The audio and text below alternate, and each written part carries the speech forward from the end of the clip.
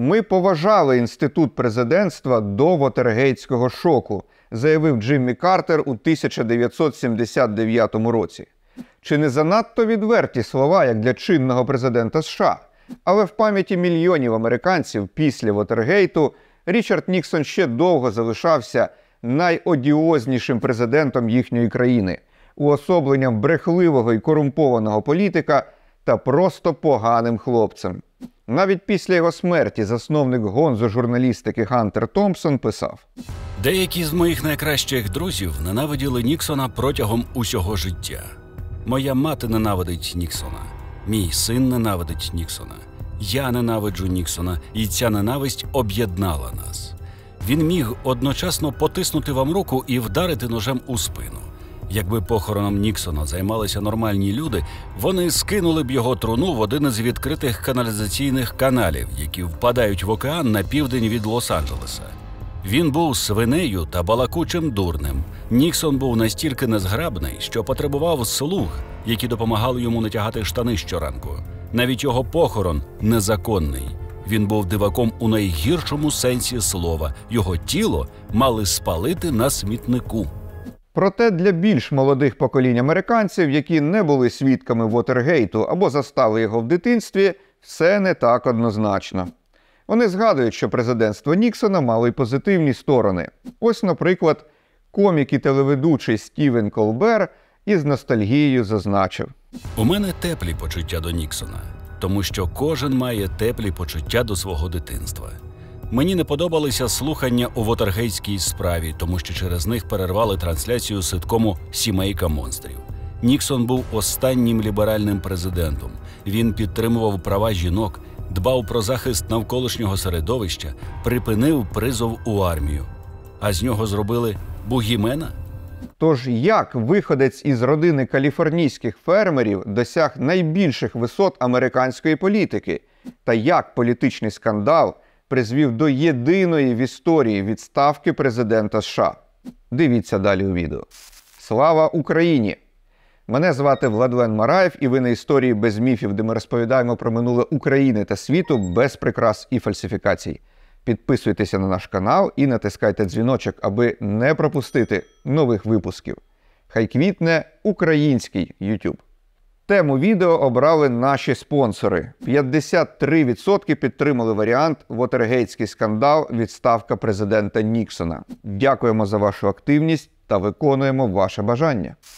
Майбутній 37-й президент США Річард Мілгаус Ніксон народився 1913 року, отримав консервативне квакерське виховання та юридичну освіту. В молодості працював адвокатом. Під час Другої світової війни був офіцером наземної служби в морській авіації та дослужився до звання лейтенант-командера, відповідник майора у сухопутних військах. Одразу після війни Ніксон демобілізувався і за підтримки старих знайомих своєї родини почав політичну кар'єру в лавах республіканської партії. Його злет був дуже швидкий. Вже у 1947-му член Палати представників у Конгресі, 50-му – сенатор від Каліфорнії, а з січня 53-го – віце-президент США за 2 поспіль каденцій Двайта Ейзенхауера. Ніксон швидко здобув репутацію ревного антикомуніста та мисливця на червоних. Уже з кінця 40-х він брав активну участь у роботі комісії з розслідування антиамериканської діяльності. Зокрема, відіграв помітну роль у справі Еоджера Гісса, впливового співробітника Державного департаменту, якого звинуватили у шпигунстві на користь СССР. Як віце-президент, Ніксон здійснював численні закордонні візити. У травні 58-го разом із дружиною Пет вони дивом уціліли в Каракасі, коли натовп розлючених венесуельців закидав їхній автомобіль камінням. Журналісти назвали це найжорстокішим нападом, який будь-коли скоювали на високопоставленого американського чиновника під час перебування на іноземній території. В липні 59-го Ніксон уперше відвідав Совєтський Союз, де відкривав виставку «Промислова продукція США» в московському парку Сокольники. Там відбулися його кухонні дебати з Хрущовим. Американський віце-президент продемонстрував переваги життя в Штатах, зокрема наголосив, що майже кожна американська родина може відвідувати супермаркети з широким асортиментом товарів, придбати собі холодильник, посудомийку, газонокосарку. Хрущов у відповідь уїдливо запитав: «А чи немає у вас машини, яка кладе їжу в рот і проштовхує її у шлунок?» Насамкінець він заявив, що онуки Ніксона житимуть при комунізмі, а Ніксон, що онуки Хрущова житимуть у вільному світі. Можливо, саме під час цього візиту, після спілкування з простими громадянами, у Ніксона сформувалося переконання, що з совєтами можна порозумітися. І пізніше це стало однією з підстав для політики розрядки, яку він впроваджуватиме на початку 70-х. Так, у статті «Росія, якою я її побачив» у журналі National Geographic Ніксон писав: «Російський народ такий самий, як американці. Всюди, де ми бували в Совєтському Союзі, враження було однакове. Атмосфера дружби, поваги, захоплення і цікавості з боку всіх. Російський народ, можливо, скептично ставиться до рівня життя середнього американського працівника. Зрештою, це поза межею їхніх найсміливіших мрій. Але совєтський уряд не зміг за 40 років невпинної пропаганди переконати російський народ, що американці є паліями війни та гнобителями». Друзі, наші повітряні сили вже отримали літаки від західних партнерів, але тепер надзвичайно важливо забезпечити їхній надійний захист. Ворог намагатиметься за будь-яку ціну зруйнувати аеродроми, які обслуговують винищувачі нового покоління крилатими ракетами, балістикою та ударними дронами. Саме тому ми разом із волонтерським фондом «Група 35» допомагаємо повітряному командуванню «Центр» забезпечити підрозділи охорони аеродромів малопомітними шифрованими радіостанціями, що дозволять нашим захисникам миттєво реагувати на загрози, а найголовніше – зберегти життя пілотів і технічного персоналу. Скоро на наші аеродроми прибудуть літаки нового покоління. Для цього нам потрібні шифровані малопомітні радіостанції, що дозволить нам швидко здійснювати обмін важливою інформацією. Донатьте на повітряні сили та забезпечте нас даними засобами радіозв'язку. Допоможіть нам зібрати дану суму – 3 мільйона 600 тисяч гривень. Кожна ваша гривня дозволить українським титанам тримати наше небо. Завдяки вашій підтримці зібрано вже понад 3/4 необхідної суми. Сучасні шифровані радіостанції – не просто засіб зв'язку, це інструмент забезпечення стратегічної переваги у захисті українського неба. Те, що ми робимо сьогодні, визначатиме майбутнє нашої країни. Кожен донат – це ваш внесок у збереження нашої незалежності та свободи. Доторкніться до історії, яка пишеться просто зараз. Долучайтеся до збору за QR-кодом або посиланням в описі відео. В єдності наша сила. 1960 року Ніксон уперше балотувався на пост президента, але програв представникові демократичної партії Джону Кеннеді. Та передвиборча кампанія запам'яталася першими в історії США телевізійними дебатами, на яких Ніксон мав програшний вигляд. Він був виснажений і втомлений, погано загримований, часто витирав піт із чола і поглядав на годинник. Після того телевізійні дебати не проводили аж до 76-го року, але традицію було закладено. І в наші дні враження, яке справляють кандидати, є одним із вирішальних чинників розподілу виборчих симпатій. Ви забули про це? Я вам трошки напам'ятаю. Протягом 60-х здавалося, що політичній кар'єрі Ніксона настав кінець. Після поразки у президентських перегонах він програв ще й змагання за крісло губернатора Каліфорнії. Але в 1968-му все різко змінилося. Рейтинг демократів обвалився через війну у В'єтнамі, внутрішньопартійні чвари та расові заворушення, що прокотилися країною після вбивства Мартіна Лютера Кінга. Президент Ліндон Джонсон за півроку до виборів припинив з'являтися на публіці. Кожен його вихід супроводжувався бурхливими антивоєнними протестами, оскільки у В'єтнамі тоді щомісяця гинули приблизно по 1000 американців. Просто порівняйте це з московитами. Сьогодні вони щодня втрачають навіть більше, і при цьому мовчать, як стадо вгодованих баранів. Джонсон навіть відмовився балотуватися на другий термін, і відтоді це був останній подібний випадок. Аж поки у 2024 році чинний президент Джо Байден не зняв свою кандидатуру через проблеми зі здоров'ям. До речі, друзі, чи підтримуєте ви таке рішення Байдена? І чи зможе, на вашу думку, перемогти кандидатка від Демократичної партії Камала Гарріс? Напишіть про це в коментарі. У 1968-му політична кар'єра Ніксона отримала друге дихання. Республіканці знову висунули його кандидатом в президенти. Nixon's back! Американський сатирик Дейв Баррі згадував про свої враження від цієї новини. Так, Ніксон здійснив камбек. Одного разу ми ввімкнули телевізори, і ось він – Дік Ніксон, який виглядав сильнішим, ніж будь-коли. Його рекламували як нового Ніксона з таємним планом припинення війни у В'єтнамі. Але він, звичайно, не міг зізнатися виборцям, що жодного таємного плану насправді не існувало. У парі з Ніксоном кандидатом у віце-президенти йшов чоловік на ім'я Спіро Агню, головна особливість якого полягала в тому, що коли ви переставляли літери його імені та прізвища, то виходило «grow a penis» – «відростити пеніс». Гаслом їхньої передвиборчої кампанії був «закон і порядок». Головним суперником Ніксона став чинний віце-президент Г'юберт Гамфрі, який успадкував низький рейтинг Ліндона Джонсона. До того ж, декому риторика Гамфрі на тлі Ніксонової здавалася занадто лівацькою. Саме того року з Європи у Штати емігрував ще майже нікому невідомий 21-річний бодібілдер Арнольд Шварценеггер. Згодом він стверджував, що саме під впливом Ніксона став прихильником республіканців. Я пам'ятаю, як дивився по телевізору президентські перегони Ніксона і Гамфрі. Для мене перекладав мій друг, який розмовляв німецькою та англійською. Я чув, як Гамфрі говорив речі, що звучали як соціалізм, із якого я щойно вибрався. Але потім я почув Ніксона.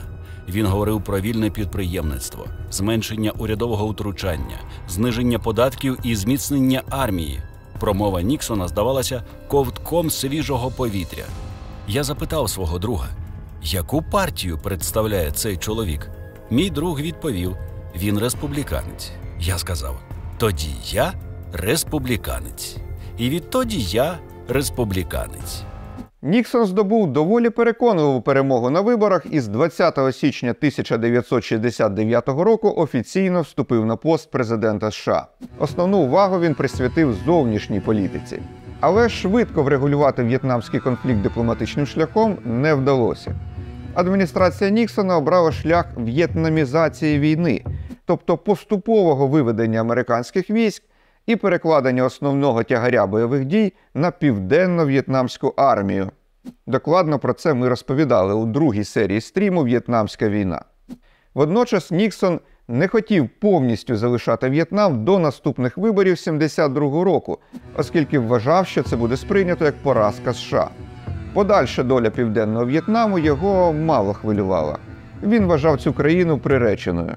Ось його цинічна заява в приватній розмові з головою адміністрації Білого дому Гаррі Холдеманом і духовним порадником пастором Біллі Гремом у лютому 72-го. Хто краще за мене усвідомлює, що з політичної точки зору ми повинні були змити це в каналізацію 3 роки тому, звинувативши в усьому Джонсона і Кеннеді. Кеннеді втягнув нас у війну, Джонсон утримував нас у ній. Я міг звинуватити їх і стати національним героєм, як Ейзенхауер, який приніс мир у Корею. Якби війна закінчилася раніше, це було б не так уже й погано. Звісно, північно-в'єтнамці, ймовірно, вбили би, кастрували 2 мільйони південно-в'єтнамських католиків, але нікого б це не хвилювало. Ми не дуже добре знаємо цих маленьких коричневих людей, таких далеких від нас. З іншого боку, саме адміністрація Ніксона започаткувала політику детанту – розрядки міжнародної напруженості. В лютому 72-го він став першим президентом США, який відвідав Китайську Народну Республіку і провів переговори з Мао Цзедуном і Чжоу Еньлаєм. Наприкінці травня Ніксон здійснив вояж у СССР, першим із американських президентів після Кримської подорожі Рузвельта в лютому 45-го. Підписав із Брежнєвим у Москві договір про обмеження стратегічних наступальних озброєнь, так званий ОСО-1. Крім столиці СССР, Ніксон також відвідав Ленінград і Київ, зокрема побував у Софійському соборі, Маріїнському палаці, поклав вінок до могили невідомого солдата і виголосив тост за героїв України у воєнний та мирний час. Ці візити зміцнили становище Ніксона перед виборами 1972 року, на яких його конкурентом від демократів був сенатор Джордж МакГоверн. Але невдовзі після повернення президента на Батьківщину розпочався політичний скандал, якому судилося сколихнути Америку. Виборчий штаб МакГоверна був розташований в новому готельному комплексі Вотергейт, що на Вірджинія-авеню у Вашингтоні. Вночі проти 17 червня 1972 року поліція заарештувала 5 чоловіків за незаконне проникнення у цей офіс. Дуже скоро з'ясувалося, що вони встановлювали апаратуру прослуховування і були пов'язані з передвиборчим комітетом Ніксона. Пізніше цей епізод обіграли в культовій трагікомедії «Форест Гамп». За сюжетом фільму сам Ніксон запропонував заселити у Вотергейт дивакуватого героя Тома Генкса, а той потім випадково став свідком проникнення в офіс демократів і повідомив охороні готелю. Надішліть майстра у той офіс навпроти мого номеру. Там світло вимкнене, а вони щось увесь час шукають, тому що у них увімкнені ліхтарики, через які я не можу заснути. Далі слідство з'ясувало, що діями зломщиків керували колишній агент ЦРУ Говард Хант і колишній агент ФБР Джон Гордон Лідді. Вони були членами таємного підрозділу, відомого під неформальною назвою «Сантехніки Білого дому», і займалися розслідуванням витоків у пресу таємної урядової інформації. А ось тепер організовували незаконне прослуховування політичних опонентів президента і збирали на них компромат. Адміністрація Ніксона одразу заперечила будь-яку причетність до цієї історії. Але уникнути витоку у ЗМІ не вдалося. Заступник директора ФБР Марк Фелд почав зливати журналістам інформацію про перебіг розслідування. Дотепники-газетярі The Washington Post вивели його у своїх матеріалах під псевдонімом «Глибоке горло», що було алюзією на дуже популярний в той час одноіменний порнофільм.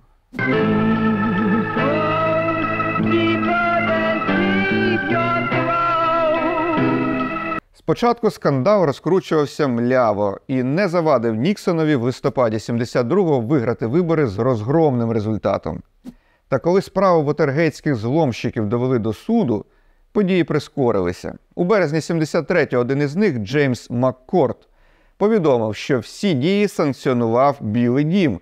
Операцію прикривали найвищі урядові структури, а на виконавців після арешту чинили тиск, аби вони приховали свої зв'язки з президентською адміністрацією. На тлі розгортання політичної кризи США поступово занурювалися в кризу економічну, яка аж ніяк не додавала популярності владі. Ще 71-го року Ніксон скасував прив'язку доларового курсу до золота, що з часом призвело до інфляції, поєднаної з економічною стагнацією. У 73-му арабські країни припинили поставки нафти у США, Велику Британію, Канаду, Японію та Нідерланди. Так вони відреагували на підтримку американцями та їхніми союзниками Ізраїлю у війні судного дня. За кілька місяців ціни на нафту підскочили майже вчетверо – з 3 до приблизно $12 за барель. Інфляція у Штатах прискорилася. Уряд запровадив контроль над цінами, виник дефіцит деяких продовольчих товарів. Ніксон був змушений закликати співвітчизників до економії. Період повоєнного розвитку і процвітання змінився на економічну депресію, хоча й не таку глибоку, як наприкінці 20-х, на початку 30-х. Британський історик Роберт Лейсі писав: Для людей на Заході життя раптово стало повільнішим, темнішим і холоднішим. Продаж бензину було обмежено. На Таймс-сквер у Нью-Йорку почали відключати освітлення. Автомобілі з великою витратою пального перестали випускати. Обмеження швидкості на шосе стали звичайним явищем, а водіння у вихідні дні почали забороняти з метою економії пального. І ми з вами, друзі, зараз живемо в надзвичайно складні в економічному плані часи. Але наші проблеми породжені не нафтовим ембарго, а неадекватним сусідом – Росією, яка веде агресивну загарбницьку війну проти України. Тому дуже багато українців зараз як ніколи потребують якісної психологічної підтримки. Але набагато легше впоратися з будь-чим, якщо поруч є людина, яка разом із вами допомагає розібратися. Подивитися на ситуацію зі сторони та впоратися з труднощами можливо. Не варто чекати кризи. ви вже можете починати говорити про свої виклики життя. Наші друзі з платформи «Розмова» знають, як зробити психотерапію доступною, якісною та комфортною. Колись засновники цього продукту самі не могли знайти психотерапевта і тому створили крутий IT-продукт, який допоможе швидко та вдало підібрати фахівця за вашим запитом. Я був дуже здивований, що тільки 4% фахівців проходять відбір на платформу. А знайти психотерапевта можна за комфортною ціною, навіть за 500 гривень за сесію. І щоб зробити перший крок до психотерапії ще доступнішим, скористайтеся нашим промокодом «Без міфів», який надає знижку 20% на першу сесію. Переходьте за посиланням в описі та проходьте тест, аби підібрати психотерапевта за вашим запитом. Не відкладайте зміни на потім. Вони часто починаються зі звичайної розмови. В лютому 1973 року була створена спеціальна комісія Сенату США з розслідування Вотергейтської справи. Її слухання транслювали в прямому ефірі по телебаченню, і за ними спостерігали до 85% американських глядачів. Спливли численні непривабливі факти про діяльність членів Ніксонової команди, в тому числі й не пов'язані з Вотергейтом. Почалися резонансні відставки. Наприклад, віце-президента Спіро Агню звинуватили в корупції та ухиленні від сплати податків під час його перебування на посаді губернатора штату Меріленд. У жовтні 73-го він подав відставку і за поданням Ніксона був замінений на Джеральда Форда. Загалом же, безпосередньо за причетність до Вотергейтського скандалу, до різних термінів ув'язнення засудили 25 осіб. У розпал цих подій моральну підтримку Ніксону спробував надати одіозний диктатор Уганди Іді Амін, відомий масовими репресіями у своїй країні та канібалізмом. Він надіслав президенту США телеграму. Якщо ваша країна вас не розуміє, приходьте до татуся Аміна, який вас обожнює. Цілую вас у обидві щоки. Постскриптум. Коли стабільність країни опиняється під загрозою, єдиним виходом, на жаль, є арешт лідерів опозиції.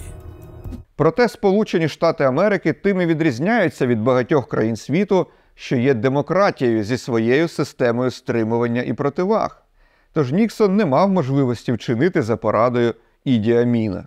У жовтні 73-го року Палата представників, де більшість належала демократичній партії, ініціювала процес імпічменту Ніксона. Його звинувачували за 3 статтями – перешкоджання правосуддю, зловживання владою та неповага до Конгресу. Вбивчим доказом стало оприлюднення аудіозапису з Білого дому, на якому Ніксон обговорював із очільником своєї адміністрації Гаррі Холдеманом, як зам'яти Вотергейтський скандал і завадити слідству з допомогою ЦРУ та ФБР. Згодом цю плівку назвуть «smoking gun», тобто «паливо». Після її появи в публічному просторі підтримка Ніксона була остаточно знищена, а сам він виправдовувався, що буцімто потерпає від амнезії, тому й забув про цю розмову з Холдеманом і ввів усю країну в оману щодо власної непричетності до скандалу.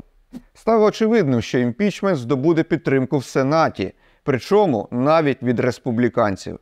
Тому Ніксон зіграв на випередження і ввечері 8 серпня 1974 року в телезверненні до американців оголосив про свою відставку.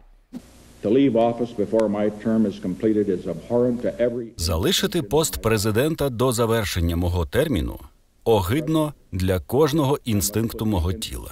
Але як президент я маю поставити інтереси Америки на перше місце. Америці потрібен постійний президент і постійний конгрес, особливо в цей час за наявності тих проблем, із якими ми стикаємося вдома і за кордоном. Продовження боротьби за моє особисте виправдання протягом наступних місяців майже повністю поглине час і увагу як президента, так і Конгресу. В період, коли ми повинні зосередитися на великих питаннях миру за кордоном і процвітання без інфляції на батьківщині. Тому я подаю у відставку з поста президента завтра рівно опівдні. Віце-президент Форд буде приведений до присяги як президент США тієї самої хвилини в цьому ж кабінеті. Ще вранці 9 серпня Ніксон і його родина залишили Білий дім і вилетіли в Каліфорнію. 38-м президентом США став Джеральд Форд. Але його вважали перехідним президентом. На цьому високому посту він опинився певною мірою випадково, адже не був всенародно обраний. Зважаючи на те, що Сенат не встиг розпочати розгляд Ніксонового імпічменту, Форд 8 вересня оголосив про повне помилування свого попередника за всі злочини проти Сполучених Штатів, які той вчинив або міг вчинити. Це ліквідувало можливість висунути проти Ніксона звинувачення уже після відставки, але, ймовірно, знищило політичні перспективи самого Форда.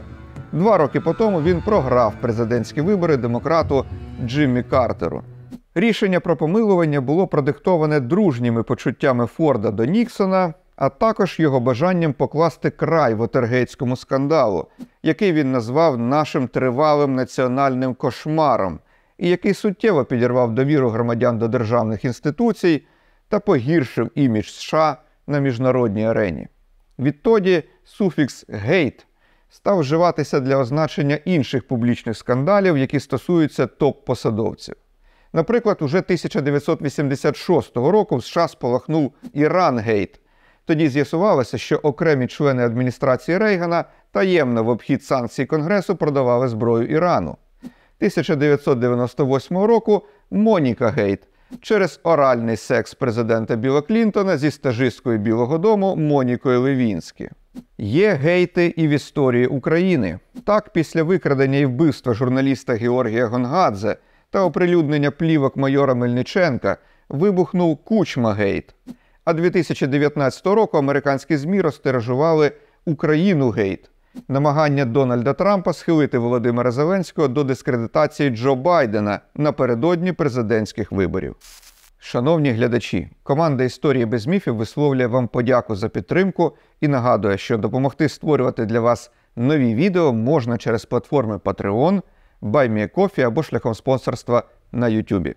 Ставши патроном або спонсором нашого каналу, ви отримаєте ранній доступ до нових відео, до списків рекомендованих джерел і літератури та зможете голосувати за вибір тем на наступний місяць. Голосування за теми вересня триває. Просимо брати участь.